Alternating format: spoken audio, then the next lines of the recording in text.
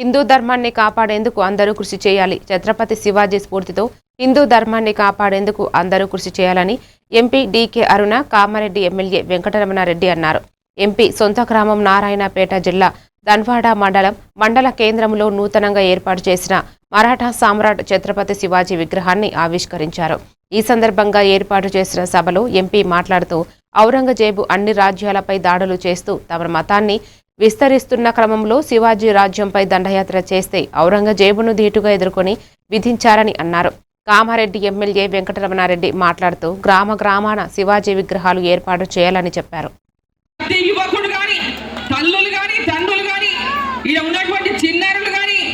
వీర శివాజీ యొక్క జీవిత చరిత్రను స్ఫూర్తిగా తీసుకొని మన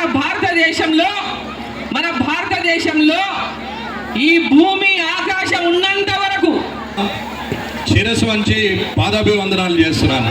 ఎందుకంటే ఈరోజు ఈ కార్యక్రమాన్ని ఇంత ఎత్తున చేయడం అనేది చాలా ఆనందంగా ఉంది. ఎన్నో ఛత్రపతి శివాజీ మహారాజ్ విగ్రహాల ఆవిష్కరణకు వెళ్ళాం, కానీ ఇంత మంచి విగ్రహము ఇంత ఎత్తున ఇలాంటి కార్యక్రమాన్ని నేను ధన్వాడలోనే చూస్తున్నాను.